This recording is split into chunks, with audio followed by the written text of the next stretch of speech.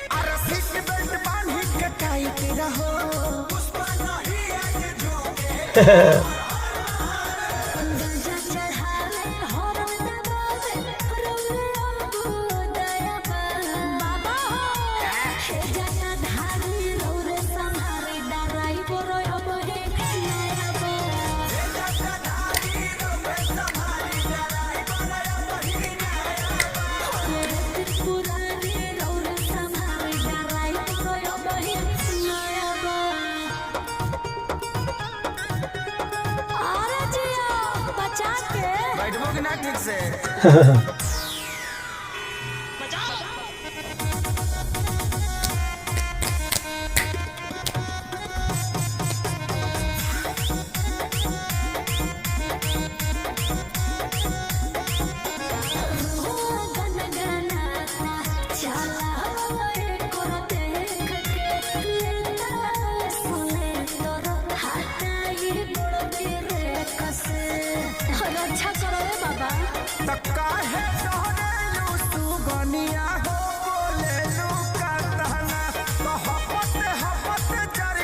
मारी ले घर टू पटना और सफा पागल दूध के जागर कहे कि सब मोहमाया बा ए शिवजी हां जजा धारी रौरे संभारी डराई बरोय बही नया बा जजा धारी रौरे संभारी डराई बरोय बही नया बा त्रिपुरारी रौरे संभारी डराई बरोय बही नया बा चला ना का तौले बड़ू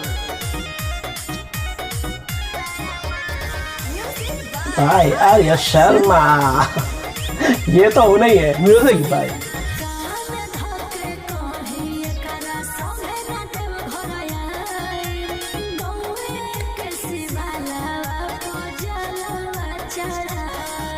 नोट डरो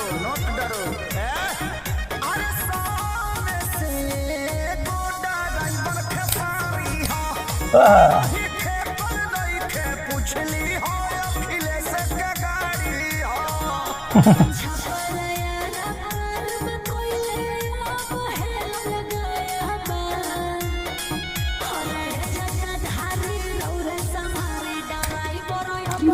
नया बाप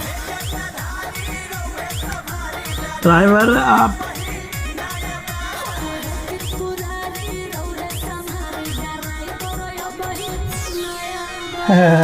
मंदिर तक पहुंचा देने अब जल उतार बहुत बहुत धन्यवाद ड्राइवर साहब, सुरक्षित पहुंचा देने। I am good driver entry this Deoghar. भाई थोड़ा सा कॉमेडी सॉन्ग था। एक बात है यार, बोलबम सॉन्ग से अभी कुछ टाइम से मैं देख रहा हूँ जो भी बोल सॉन्ग ऐसा एक सॉन्ग आया था ड्राइवर नया बात जो समर सिंह का था, वो सॉन्ग ले लो या कोई भी सॉन्ग ले लो, भक्ति तो गायब ही हो गई है इन सॉन्ग्स में। भक्ति की का कुछ लेना देना है ही नहीं है, बस एंटरटेनमेंट पर्पस पे बोलबम सॉन्ग बन रहे हैं आजकल। चाहे ये सॉन्ग हो, मैं ऐसा नहीं बोल रहा हूँ कि खेसारी लाल यादव ऐसा कर रहे हैं, मैं सभी सिंगर्स की बात कर रहा हूँ। भोजपुरी के जितने भी सिंगर्स हैं ना, वो सभी बोलबम के नाम पे सिर्फ एंटरटेनमेंट वाला सॉन्ग बना रहे हैं। भक्ति उसमें कहीं भी नज़र बहुत कम आ रही है। अगर बस ये बात होती है कि भाई हमें जल चढ़ा दें, हमें सुरक्षित पहुंचना है, हमें ये करना है, हमें बाबा का ये लेना है, भाई उसमें भक्ति नाम की चीज़ नहीं है कि बाबा की कोई तारीफ़ कर दिया, आपने कुछ कर दिया। वो होती है भक्ति की, भाई तेरे बाबा तेरे आशीर्वाद से ये हो गया वो हो गया, वो होती है भक्ति। तो वो सीन कहीं ना कहीं हमें यहाँ पे मिसिंग दिखा है। लेकिन गाना अगर बात करूँ तो एज गाने की तरह अगर मैं लूँ तो भाई गाना बड़ा ज़बरदस्त है, सॉन्ग बड़ा ज़बरदस्त है।